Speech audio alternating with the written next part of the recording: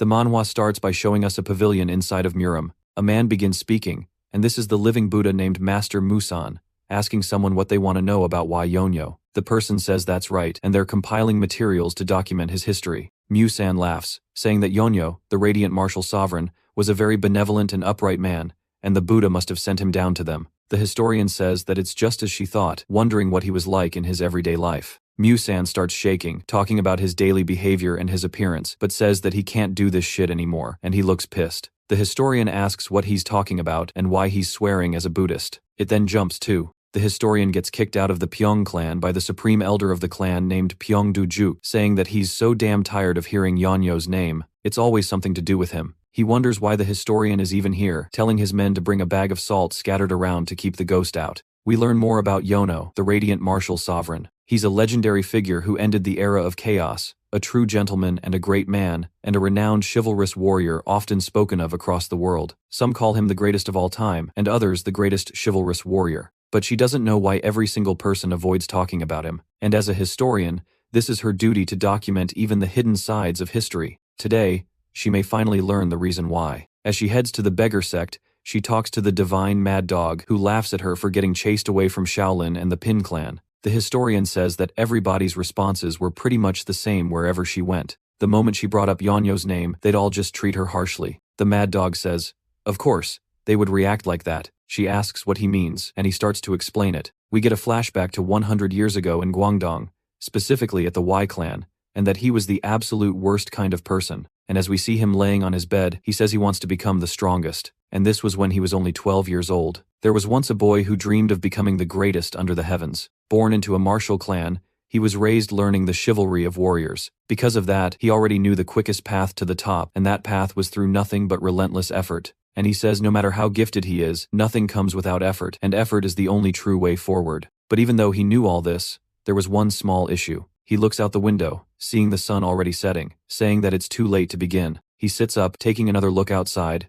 and then starts to just flip over, laying back on his side. He says it sure is a shame, as today was supposed to be the day that he laid the foundations to become the best. And then he says hell sleep soundly tonight and train tomorrow. Someone enters his room and starts approaching him, saying to get up. Yonyo doesn't react, and the guy yells, saying to wake the hell up. Yonyo does, asking what brings him here. And this is his father, the patriarch of the clan, and the righteous, chivalrous swordsman named Gengen, asking if he knows what time it is. Yonyo says he saw the sun, and Gengen asks why he's still laying in bed. He says that's because the sun is going down. Gengen asks how long he's been holed up in his room. Yonyo says maybe 2 or 3 days, but he thinks it's 2. His father says it's been 4 days already and has been rolling around wrapped in a blanket for 4 damn days, saying surely his back hurts from laying that long. Even a bear would flip over from sweat after 3 days. Yonyo laughs, saying that's why he gets up every now and again, and he doesn't need to worry. His father gets furious, and Yonyo realizes this and tells him that he actually tried to train. His father asks how it went, but Yonyo says every time he opened his eyes,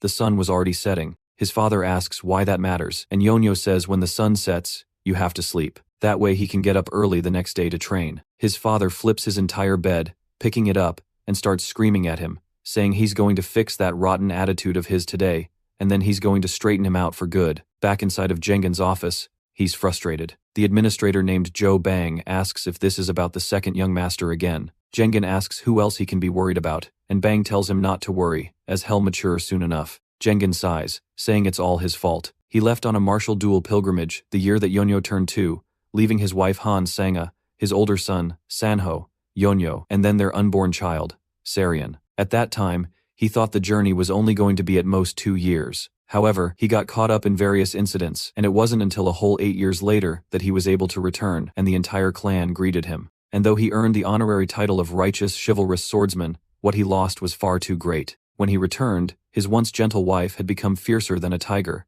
saying that 8 years is too damn long, and his beloved son, whom he thought would not be a problem at all, had turned into a damn sloth. Jengen exhales, full of stress, and Bang tells him not to worry, as there should be a way. Jengen asks how, and Bang says that surely he hasn't forgotten that he'll be returning soon. Jengen asks what he's talking about, and then realizes that he's talking about his son. Bang says after 3 years, he'll finally be back from the academy. Jenghan laughs, saying that Yonyo's in for it because there's only one person he is actually truly scared of. Back to Yonjo getting the chills, he turns, wondering what it is, only to see that it's his brother Sanho, glaring down at him. Sanho asks how long has been asleep, and Yeonjo just wonders how long has been there. Sunho says he asked first, and Yeonjo realizes that he can't lie, but is very nervous, and Sunho just continues glaring at him. Yeonjo says that it's not what he thinks. He trained early this morning, and he trained really hard, and he just took a nap because he got tired. He just wonders when his brother got back though. Sunho asks if he really trained, and Yeonjo says yes. His brother then tells him to use a technique to cut that candle in two,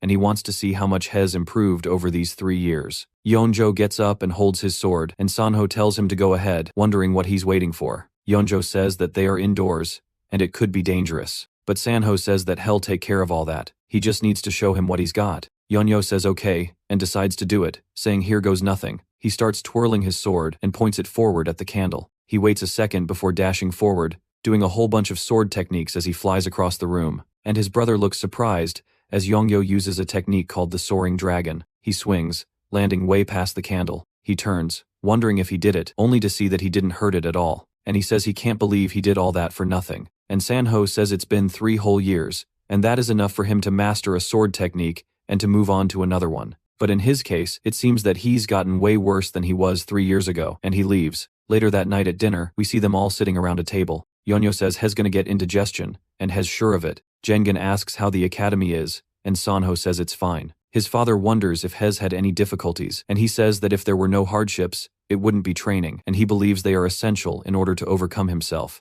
Jenghan, proud of his son, says that he suffered a lot in his absence. But Sangho says that he's the one who had it harder, being away for so long. Jenghan asks if Hayes had any other issues, and Sangho puts his chopsticks down, saying that there is a pretty big one. His mother, Sanga, wonders what's wrong, and he says that it's about Yeonjo. They all kind of look worried, and Yeonjo just wonders what the hell he did. Sanho continues, saying that he thinks that they need to bring him to his martial academy. Yeonjo says hell no. And back to the mad dog telling the story. He said that even Musan and Dujuk grind their teeth at the mere mention of Yeonjo's name. But this was the very start of the story of when his great history began, as someone who stood above even the heavens and the martial realm, as he was completely untouchable. And nobody could have imagined that this lazy boy would have turned into somebody so strong. Back to Yeonjo, he says he wants to rest a bit before they go, even though they just left the house. Yeonjo looks back at his family and his little sister, Suryan, who is bawling her eyes out, telling him not to go. But his dad tells him to come back a man, and his mother just tells him to take care of himself.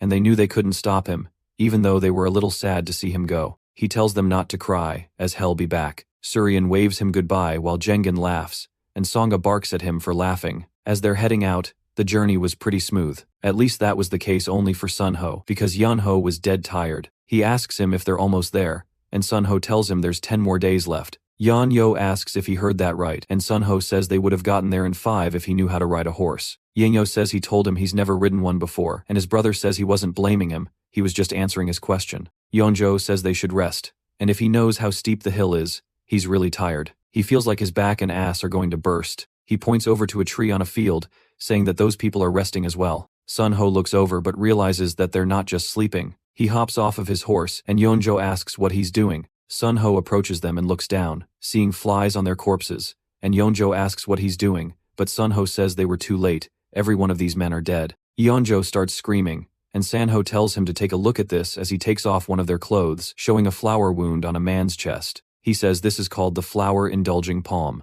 Yeonjo asks what the hell kind of name that is, and Sunho says it used to be called the Crimson Flower Palm, but because of a rapist named Seoju AK, who went around committing evil acts using this technique, it became the Flower-Indulging Palm. Yeonjo asks if Hez trying to say there's a rapist around here. Sunho says he goes for women who are climbing the mountains, and that these bodies mean that he ambushed them while trying to get a woman. In other words, there's a woman in danger somewhere around here. He dashes off the ground, telling his brother to stay here, and he flies off like Hez Superman, and Yeonjo asks if Hez really meant to stay here with these stinky-ass corpses, but his brother is way too gone. Yeonjo realizes that there's no point in screaming, and looks over grossed out as he's stuck with 2 horses, who also stink, and actual rotting corpses, and he says that he's screwed. Later that night, he says he doesn't know where his brother is because it's taking him so long, and he should have just brought him along like with him. He wonders if maybe something happened, but there's no way his brother would be this late otherwise. He starts to hear the sound of some animals, and he says that he needs to do something, because he might become a tiger's dinner if he just stands here like this. Then lightning strikes behind him,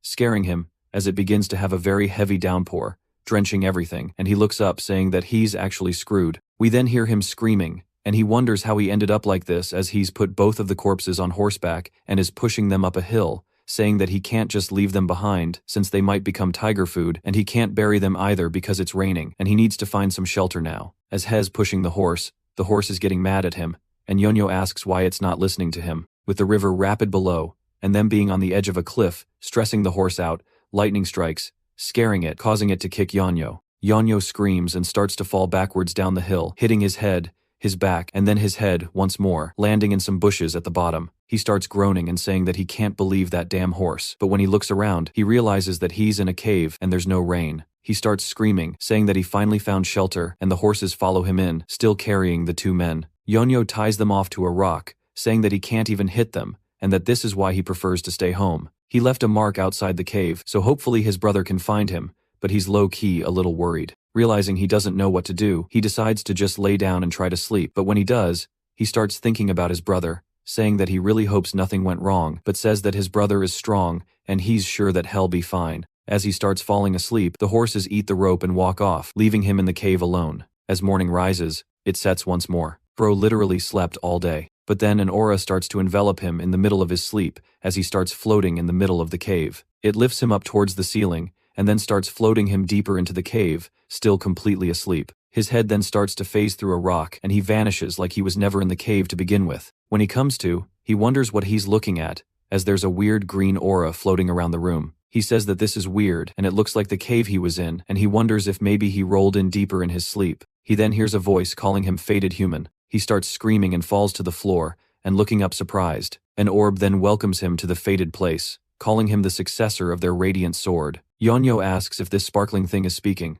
The orb says that they have transcended the restraints of a physical being, and they are speaking from beyond time and space. If he accepts their offer, he will rule the world. Yonyo starts freaking out because it's a ghost, and they tell him not to be afraid. They are already dead, only their will has been left behind, and that they have prepared this for someone who will get hereafter, so he should accept it without doubt. Yonyo says that this situation seems familiar, a cave without human presence, and an old man's will. Realizing that this is something told in so many Miram stories, he says that this is a fated encounter and starts getting happy. He says the heavens are rewarding him for his kindness. He won't even have to go to the martial training hall if he becomes strong right here. As the orb tells him that there is no time, they need to inherit his sword and write the morals of the world. They will teach the radiant sword, and he can train himself endlessly. Yonyo just keeps agreeing to everything they say. The orb says that he should be talented enough if he has his blood, and if he trains hard here for 30 years, he should be able to replicate his technique somewhat. Yonyo asks if he heard that right, and if it's really 30 years. They say yes, it's only 30. Yonyo tells him to wait, and he says that he doesn't think this shit is for him,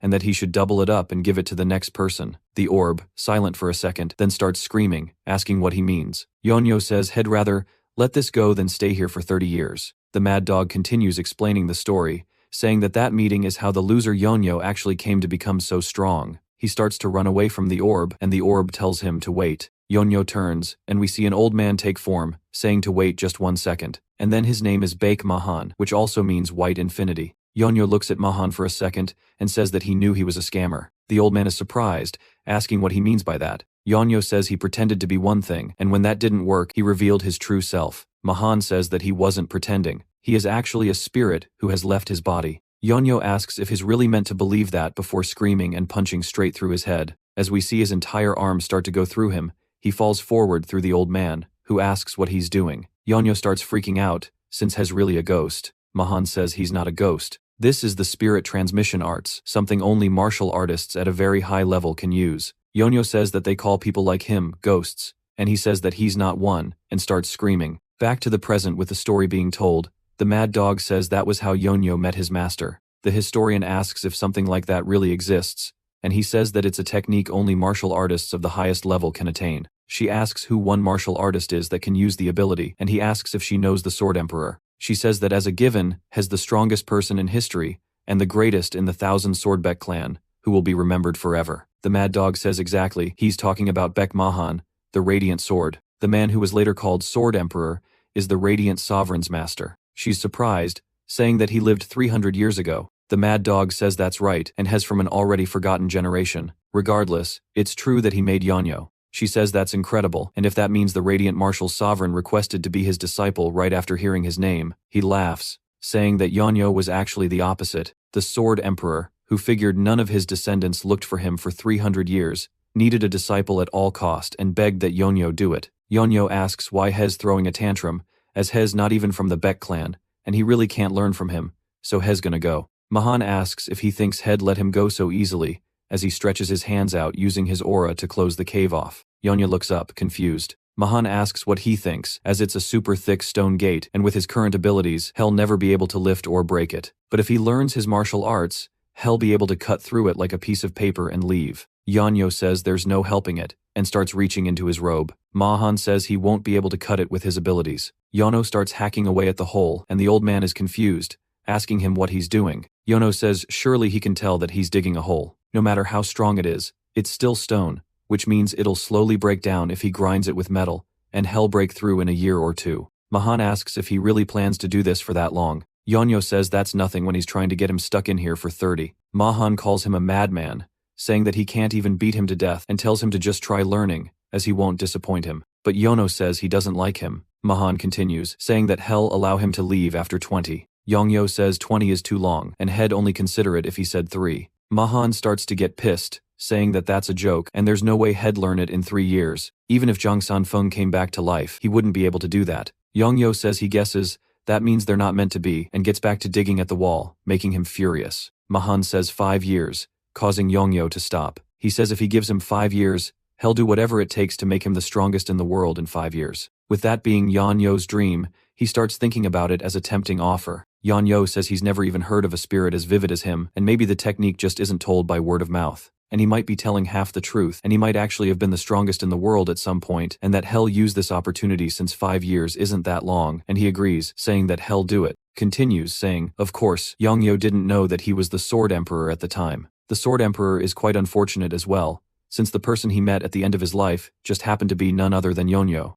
Mahan tells him to wake up already, calling him a bastard. And when Yeonyo does, he wonders why he's waking him up, saying that he's so tired, asking if he doesn't need sleep, but says that it's only because he's dead, and he's a human, and that humans need to sleep. Mahan held back all of his frustration, and says that they can start training now. After all, the disciple he had finally received at the end of his life was nothing but a lazy bastard. Yeonyo asks if he's really meant to train as soon as he woke up. It turns out that all he would do is sleep all day, and practice the moves once during training. Mahan tries telling him that it's going to take 50 years at this rate, not 5. Yeonyo asks if there's an easier way to learn, and Mahan says this is as easy as it gets. Yeonyo says if he didn't speak at the very least, it would be less annoying, and that this is why he needs to meet a talented master. These words echoed throughout Mahan's head, but he still held back his anger, and if he had an actual body, he would have suffered key deviation and collapse from anger. He says he can't believe he wanted nothing but success, and to pass down his martial arts, leaving his spirit in this awful state, forcing him to endure this shit. And if he had a body, he would have beaten the hell out of this kid to teach him a lesson.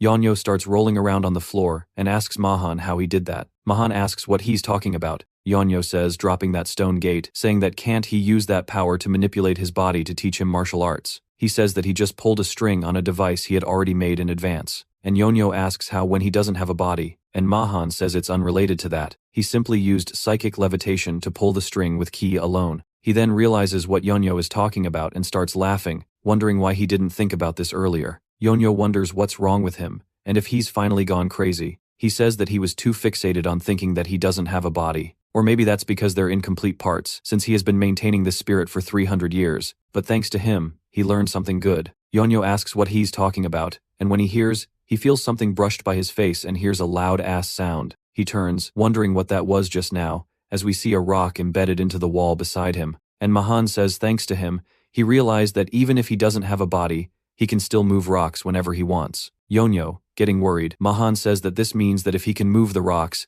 he can do things like this, as he starts preparing to shotgun him. Yeonyo screams, saying to wait, and calls him old man, but corrects himself, saying that he wants to talk to his master. And that day, Mahan and Yeonyo's training continued day and night. He learned swordsmanship without rest during the day, as if he did try to rest, the old man would force him up and they debated during the night. Whenever Yeonyo slept, he trained using the unparalleled dream, mythic arts that Mahan taught him, and for him, living became living to become a sword of the radiant arts. And he is on his way to achieve that, As we see, he actually stops his master's rocks of love, and his master looked proud. And that was how 5 years passed by in a flash. He got to the point when Yeonjo could lift the gate by himself with pure strength. And when he returned, he looked up at the sky, and it was time for him to finally show the world who he had become. But before that, it jumps back to a whole day ago, and Yeonjo was sleeping on the floor. Mahan calls out to him, and Yeonjo asks for a little longer. Mahan calls out to him again, and Yeonjo says that he was only going to sleep for a bit longer, asking why he doesn't believe him. But then he's confused, as Mahan is in his physical form, telling him to come over here. Yeonjo asks what's going on, and Mahan says has learned martial arts for his entire life, and his hope was to see the end of it. So he didn't bother with anything but martial arts, and at the end of solely chasing them, he became a crabby old man who was treated distantly by his clan. Yeonjo wonders what's up with him today, since that's very unlike him. Mahan says that when he thinks about it, it was obvious why his clan didn't come looking for him. He, after all, abandoned his children and family, all for the sake of martial arts. He thought seeing the end of martial arts would give him everything he wanted, but in the end, he was wrong. Chasing that dream only allowed him to realize what he truly wanted. Martial arts is what humans do, so not walking with people to see the end of swordsmanship is meaningless, and that Yeonjo helped him realize that. He taught someone for the first time. He was angry and annoyed, and he was really frustrated, but he also felt happiness and learned joy from seeing him grow, and he learned about fondness as well. Yeonjo asks what's up with him, as he's acting as if they'll never see each other again. Mahan says that they won't, because it's time. Yeonjo's surprised, asking if Hez really thinking Hez gonna fall for this, as he said he should train for 30 years, and it's only been 5. So he has to exist for 25 more years. Mahan says that he did say that, and Yeonjo asks what's the deal then. The internal chi that he gave to him in the form of an elixir was so that he could live without eating in here. That's not something as easy to maintain as he thinks, and he has no more power left, so it's time for him to say goodbye. Yeonjo asks why he never told him. If he had, he would have left, found food, and come back to train. Mahan says he's sure he would have come back in his sarcastic tone, and he understands how he feels. He then gets up, saying that he enjoyed the time they shared, and he wanted to watch him travel and sightsee the world, but this is fine too, and he gives him a very endearing look in his eyes. He can already see Yeonjo crisscrossing through the world, flipping it on its head. He tells him to go see the world and keep it within him, and other things will naturally follow, and that he should see people before he sees the world. While looking up, he didn't see what was at his feet, and he shouldn't make the same mistakes he did, and if no one else knows about his existence, his movements, and his swordsmanship, Mihan will be within them, as they are all residing within Yeonjo. He says that even if Hez not outstanding or great, that's fine with him. Yeonjo tells him that he can't leave, as there is so much he still hasn't learned, and it's not okay for him not to. That he should wait at least a day longer. Mahan fades out into a blue mist, saying that he should just be happy in the end. Yeonjo tries to grab out towards him, but realizes it's too late. He stands there in silence for a second, and starts bawling his eyes out, saying that he could have told him earlier. Now back to the present. Yeonjo is pissed, saying that this is why he left without telling him in advance. As we see, he ruined Yeonjo's clothing by writing on it. Yeonjo says that he should have just left nicely, and he wonders why the hell he would do this. Before disappearing, Mahan wrote a message on Yeonjo's clothes. To summarize, Yeonjo's martial arts that he learned as quickly as possible in 5 years was still incomplete. Since he wouldn't train once Mahan disappeared, he put a sort of feature on Yeonjo's body. That being, that his inner elixir that he had swallowed would cause his martial arts to improve, and you might see it as automatically getting stronger, but it's not exactly that. If the martial arts that Yeonjo is experiencing and obtaining is slower than the speed of the elixir, his inner energy would be sucked in by Mahan, and he would explode and die. To summarize, hell die if he's lazy. He knew that damned old man was up to no good. Mahan tells him to travel the world and see things. When he sees the world, hell learn to feel things. When he feels things, hell learn things. He shouldn't be satisfied with becoming a small person or staying in a small place. He needs to see big things and become a big person. Yeonjo clicks his tongue, saying that he's one hell of a guy. He continues, saying that the first place he must go is to Rulin and find the world's greatest scholar and stay with him, and that hell definitely feels something after being there. Yeonjo just wonders why the hell he's making him literally go across the entire world. He was going to go home, but hell go back after resolving everything, so his family shouldn't worry, and he's sure his brother is okay. He looks around, saying that he has to do what he must. Right before he leaves, he bows down to the cave that he met Mahan in. He says that he won't be back, so he should just be aware of that. He can't believe he's bothering him until the end, but he wonders where the hell Rulin is and how to get there. In the cave, we see Mahan's form taking place once more, and he starts laughing like an absolute demon, saying that if he doesn't learn about the world, hell dry up like a mummy and die. He wonders what kind of martial arts exist in the world like that, and he can't let him just live in some random place in the middle of nowhere. The world is too broad to let him do that, and it's a waste of his martial arts, calling him a bastard. This is where he actually starts fading out for real, and he says that he was happy thanks to Yonyo, and that he too hopes that Hell be happy as well. Yonyo can smell the change in the wind, and thinks about his master once more. And with that, time has passed, and he is now inside of a place called Kaifeng. His clothes are absolutely disgusting, so are his little dogs. I wish I could clean them off with my tongue. Yonyo is low-key kind of a corpse, and asks if this is Kaifeng. We see the guy he's talking to, sitting on a log, wondering who he is, saying yes, and this is the branch leader of the beggar sect named Jang Il, kind of looks like the mad dog. Yeon Il says he had came because he had something to ask. Jang asks if he has money, and Yeon asks if he really has to pay. Jang says, of course, since nothing in this world is free. He takes a good look at Yeon Yu, saying that his voice sounds like Hez barely 20, but his face looks like Hez well over 50, and he's never seen such a beggar amongst all of the beggars he's seen and seems more like a ghost. He wants to do it for free since it seems they're in the same sect, but there are still rules here. Yeonyu asks what he means by the same sect, and Jang says he can tell they are. Yeonyu asks how the hell he looks like a beggar and starts slapping his chest, and Jang says he's obviously won, and if he has no money, he can't give him info, so he should leave, and he should come with some money after doing some begging. Yeonyu asks why he would do that when he's not a beggar though. Jang Il says it's only natural that he would go beg, and he looks like he could make money just by putting a basket in front of where he sits, wondering why he's wasting his talents. Realizing this is a good chance, he asks if he would like to work together. It then jumps to Yin Yo, looking at a whole bunch of money below him, and Jang is shaking and starts freaking out, saying he can't believe he earned half a year of operating costs for this branch in half a day, and that the god of wealth has come to visit them. Jang Il asks what he wants to know, and Yan Yo wants a list of locations, hobbies, and specialties of famous scholars, and for blacksmiths. He continues with list after list, and Jang says he did promise him, so he can tell him, but he should come back in 7 days. Yan Yu says he has nowhere to go, so hell just stay right here. Jang says that's fine with him, and a few days later, Jang Il came to regret those words. One of the members of the sect told him that there was trouble. Yeon Yo asks what trouble there could be for the beggars, and the guy says that he thinks that they're all going to starve to death. Jang asks what he's talking about. The guy tells Jang to hurry up and look at this, and he's absolutely surprised, as the merchants are pointing over, saying that if they are beggars, they need to at least be on that level, as they are just raining money all over Yeon Yu, saying that the pitiful bastard needs to eat. Jang was just surprised, because it turned out that Yeonjo has completely taken over the beggar world already. A little later, we see Yeonjo yawning, saying that he's thirsty. Jang Il tells the men to bring him water, and Yeonjo says the bowl is dirty. Jang starts slapping the piss out of the guy, saying that he needs to bring a new bowl, calling him a stupid beggar. That's some friendly fire. Yeon Yu also complains that the water is lukewarm, and Jang Il tells them to go get some cold water from the mountains. Yeon Yo lays there, saying that this sure is nice, but Jang is pissed, saying that he is a branch leader of the beggar sect, and having to act as a servant for this stupid beggar is infuriating. But if he kicks him out, his guys will starve, and he wonders when the information that he requested is going to get here. He starts massaging Yan Yan's back, but says they're low-key all going to end up dead at this rate. Some men start yelling, saying that they finally have the info, and Jang gets excited, saying finally, and he starts digging into Yeon Yo's back for their massage. Yin Yo's reading through the info and asks if this is really all of it. Jang Il asks what he means, and Yin Yo asks if they really wanted to sell him something like this. Jang Il asks for the info and starts reading it, and is just confused, wondering if they're really trying to kill them all. This is only half of what he requested, and this is bad, so he needs to do something. Yeon Yo wonders if it's because he didn't pay enough, but Jang says to wait before he acts, and he starts pushing Yeon Yo to the street, saying they can't have him begging anymore, and he needs to go this way, but as hell give him some new information. They're inside of a fancy place,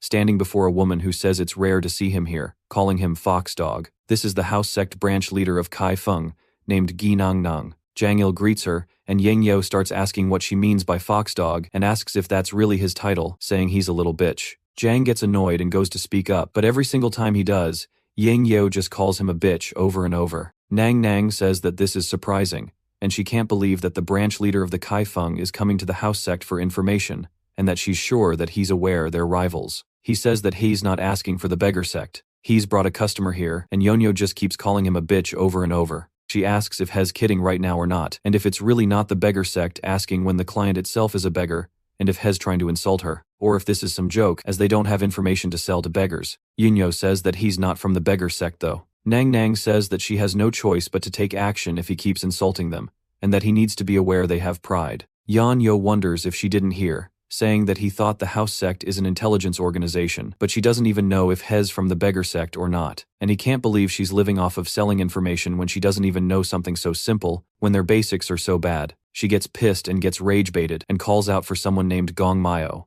They say, "Yes ma'am," and she asks Gong Miehu, Yonyo Island. They say that they don't know about him, but he is definitely not from the beggar sect. She gets frustrated, and Yonyo says that surely she can sell information now, but she says no, and she doesn't want to, and he can get out. Yonyo laughs, saying that she definitely doesn't have a business mindset as Hez offering to pay her, yet she is still refusing, and he guesses it's not long until the house sect is done for. She tells him that he better watch that mouth of his unless he wants to see his limbs cut off. He tells her that he's not wrong, and he calls her old lady, which sends her over the edge. She asks if he's insulting them right now, and he wonders why she's so mad. She calls out for Gangmu, saying to teach this bastard a lesson. Gangmu says yes ma'am, as he starts dashing from the ceiling, instantly off the stairs towards Yeonyu. As he starts going to attack him, Jang tries to stop it, saying no, but Yenil puts his hand on his face, telling him to move, before slamming the dude straight into the floor like Luffy did to Bellamy in One Piece. Nang Nang is speechless, and even Jang Island, Yin sighs, and they can't believe that he was a martial master. Yang Yo apologizes, saying that it's just his instinct to counterattack if someone tries to hit him. It would have gone much easier if he had told him he was going to attack. Jang Il says he thought he did learn martial arts, but he didn't expect him to be this strong, and he's basically a monster. Yeonyo says, this is all that old man's fault. Nang Nang, realizing that she made a mistake, says that she didn't know he was such a prestigious customer. He wonders what she's talking about, as he's been telling her from the start he's not from the beggar sect. She says, in any case, and glances toward Jang Il, saying that it doesn't seem like he's here with good intentions. He says that she probably won't believe him, but he really is not here to fight. There was just information that their sect could not obtain, so he came here to ask for help. She asks if Hez serious, and he says yes, as Yeonjo is dragging Gongya's corpse. She says that this is akin to bringing a tiger over to a rabbit's den and asking for some fur. She says that she knows it's hard to believe, but to be serious. She says that she'll believe him, and he thanks her, but she says giving him info is a separate matter. It's true that his client hurt her person, so they're going to need compensation.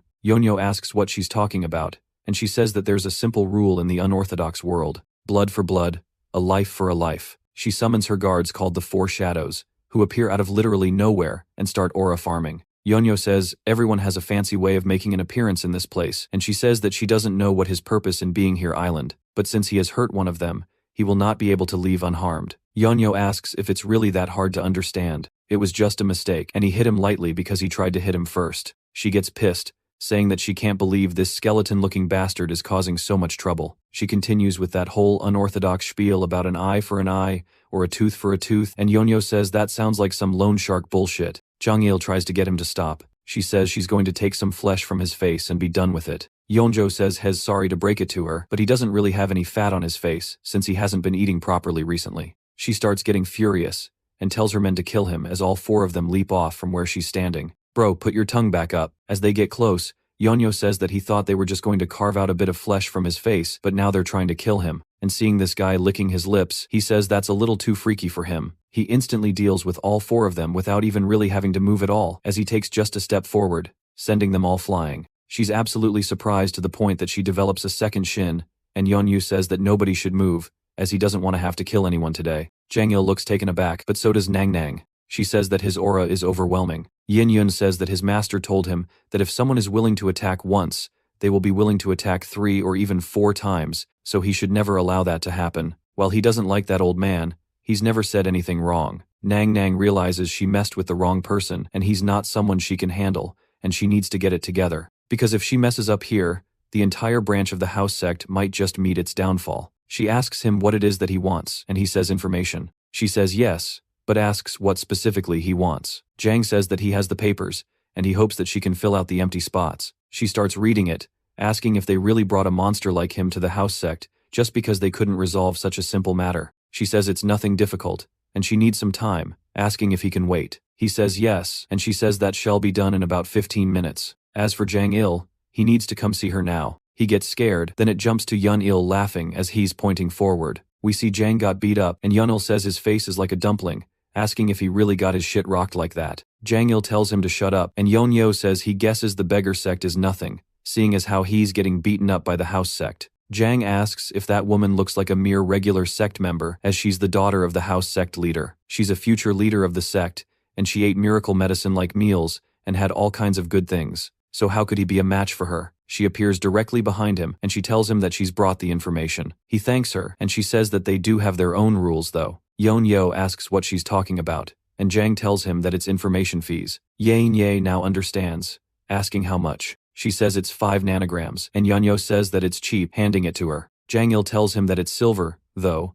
and Yeonyo asks why the hell it's so expensive. She says that it was pretty high security info, which is why it's pricey. Yeonyo says, oh well, and he starts leaving. Jang asks where he's going, and Yeonyo asks where he thinks, as he has to go earn his 5 silver nang. Jang says no, as he brought him here for a reason. Yen-il asks what is meant to do then, and Jang-il tells him to wait a second, and he used up all of the money Yen-il had earned along with his hidden stash to cough up the 5 silver niang. But he didn't have, he borrowed with an IU. His heart aches, but they actually managed to pay it off. Jang-il calls him evil, saying he had to use up all of his hidden savings. Yeo says this is definitely really thorough information. It's a whole other league compared to the information that the beggars bring in, and he guesses that they really are on different levels. He also wants to send a letter to Guangdong, asking if it will be expensive. She says it will be more expensive than an escort agency, but she'll do it in exchange for him answering some of her questions. She asks for his name, and he tells her. She asks for his age, and he tells her that he's 17. Jang can't believe that He's younger than him.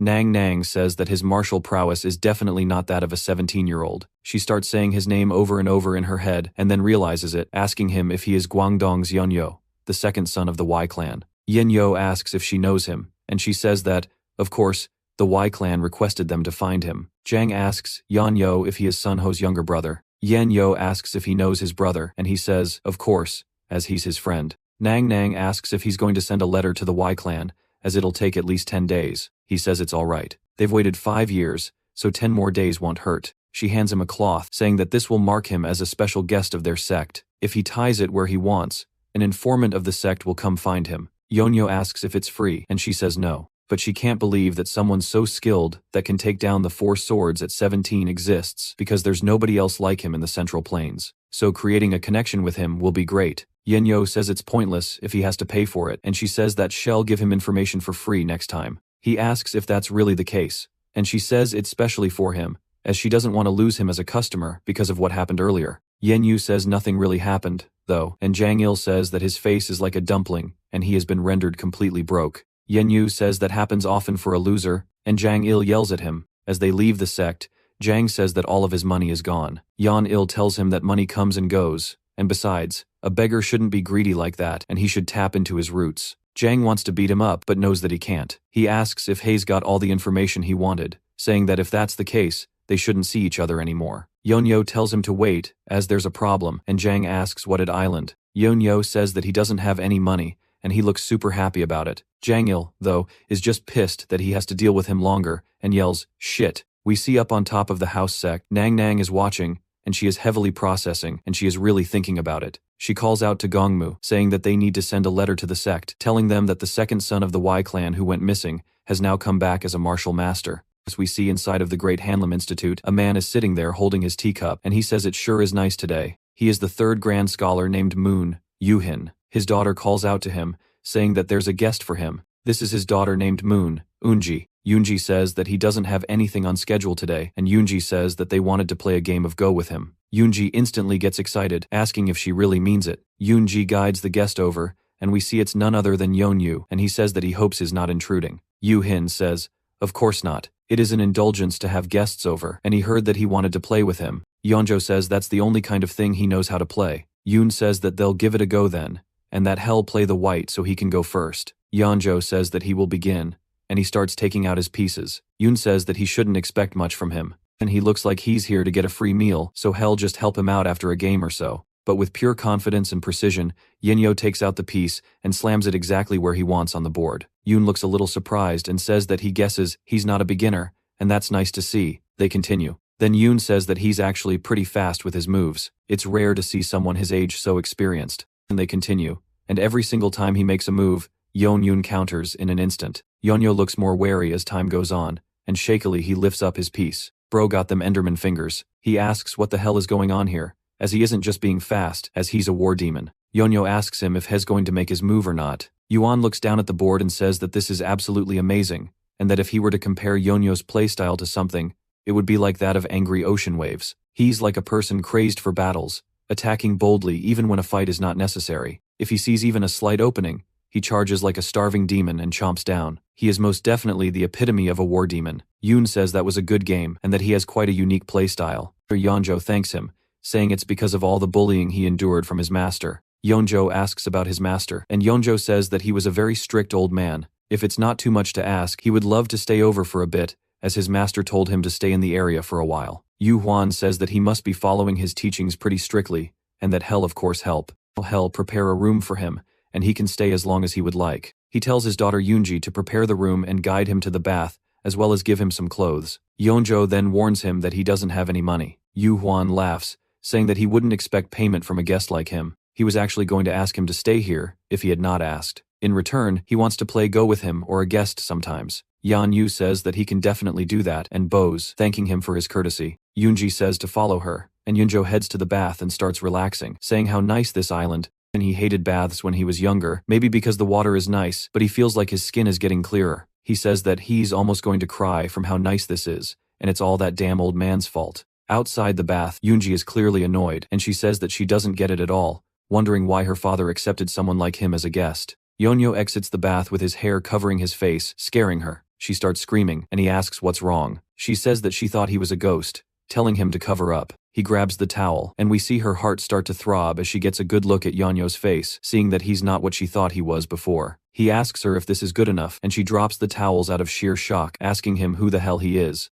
A few days later, we hear her yelling at her father, telling him to say something to that person. He asks who, and she says the new guy. He doesn't leave his room at all. He sleeps all day. If he's not eating, that's all he does is sleep. Yoo-hoon smiles, saying that he actually forgot to ask his name. He says that he said that sloth is a sin and that one should always keep himself busy. So why isn't he saying anything about him being lazy, as he might be a guest, but he is ruining the atmosphere. He tells his daughter that he likes Go, and you can learn a lot about your opponent when playing. You can hide your facial expressions and watch your words, but you cannot hide yourself when playing the game. A person who is impatient cannot play patiently, and those who are the opposite cannot learn to enjoy battle. He can tell how someone has lived their life along with their personality when you play Go with them. His play style is rushed and rough, but he's never seen one like this. He's definitely not a lazy person. He assumes that he's lived a very rough life. If the sun shines down brightly, the shadows it casts will be just as dark. If he is being lazy, he's sure it just means that his life until now has been hard. One should not chase away a bird that has come under the roof to avoid the rain. She should not question the bird as to why it's not flying through the rain, and just let him rest. She sighs, saying okay, but she's actually hella annoyed. As she's sitting there, seeing him be the lazy slob he is, she says that her father's being deceived. There's no way this lazy ass is like her father described, and she's gonna get him kicked out.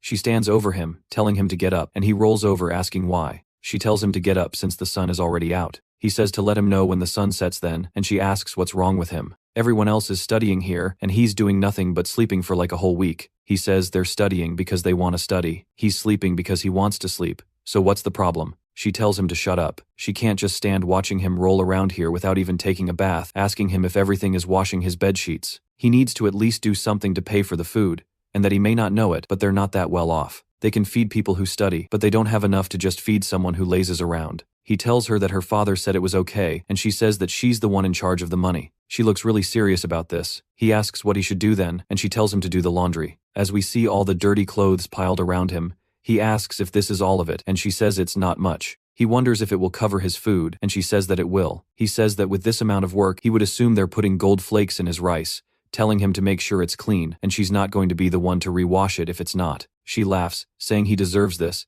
and he will definitely not be able to finish this all by today. 2 hours later, she comes back outside and is completely taken aback as every single piece of clothing is now completely clean and set out to dry. She asks how the hell he did this. If everything was always this white, how exactly he managed to pull this off. She says that she can't let him just laze around again and that she'll get him to do more. She then takes him to a bunch of logs that he's chopping, and he asks if she really means all of this. She says that she'll give him a week, asking if he can do it, saying that she bets he'll run away after a day. She comes back a couple hours later, and it's all done, as he's laying atop, and she says that it should have taken people 10 days to do it. The same thing happened with the dishes, even the gardening. She asks how the hell he's so capable, and that is how his life in the area began. We see the Mad Dog saying that it was a mistake to take him in. I am very certain that this is Jang Il. He says that they never should have taken Yin Yin into his home. The historian asks why. The mad dog says because that guy brings disaster wherever he goes. It may not be intended, but wherever he goes, trouble follows. It was the same with this area. A scholar hall that had been so quiet and peaceful was swept over with chaos once he showed up. The historian very curiously asks what happened, and the mad dog says that it all began with one simple thing, and it was go. We see Yonyo sighing, asking how he has come to this, as he thought it would just be occasional. We see tons of scholars arriving to come get a peek at his playstyle. Yonyo says that bringing people here to play with him is cheating. It's none other than Yuan's fault, because he wrote a letter telling everybody to come check it out, saying that his playstyle is so unique. We see that Yonyo's playing scholar after scholar. People understood now that a master of Go has finally showed up. Yonjo sighs, asking who's next. We see one of the men he's fighting, very confused by Yonjo's move, asking why he would do that, because it's basically suicide. He asks if it's a mistake, saying there's no way, maybe if he were a regular civilian, but his opponent is the undefeated genius of Hanlim. Then he must have some kind of plan in mind, and it's gotta be a trap that he must avoid, and he's sure that he was plotting something. As he sees Yonyo shaking, he misunderstands, saying that he's glad he avoided it. Yonyo though is just pissed, asking why the hell he would back off there when he was giving him a free opening. He says he did that so he can lose, as hell be playing Go forever if he doesn't. He really hoped that he'd fall for it, as he will lose in 10 moves, so to take the bait, the scholar puts his hands together,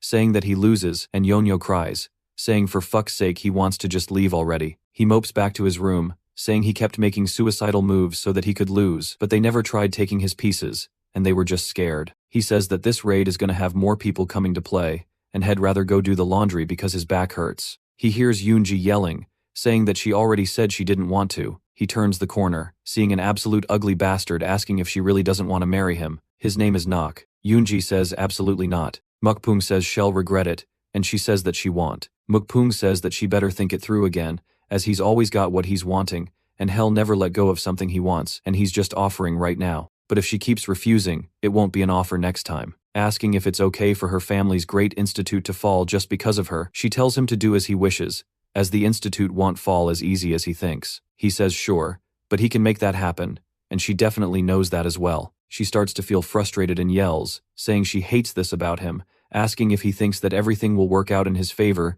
just because he wants it to. And she tells him that she does not plan to marry him and that it isn't possible, and she goes to walk away, saying goodbye. He grabs onto her wrist, and we see it's with way too much force as it starts hurting her. She screams, telling him to let go, and he says it's in her best interest not to anger him, asking if she thinks she can act so bold, even if he tries to take her right here and now. She starts to be fearful, and Yenyo says that's not something he should be saying in someone else's house. She turns, seeing him staring at Mokpung. In that moment of distraction, she breaks free and runs over to Yanyo, asking if Hez already finished doing the laundry and firewood. He says that he's been playing Go until now, asking what she's talking about. He sees her hands shaking, saying that he wants to borrow this. He grabs the ribbon off of her hair and starts to use it to tie his up. He then looks towards Mokpung, and Mokpung says that it's rude to listen to other people's conversations. Yeonjo says that he really doesn't know his manners. That being said, he doesn't think that Mokpung should be the one to tell him what's rude or not, and that people who care about manners usually don't act like him.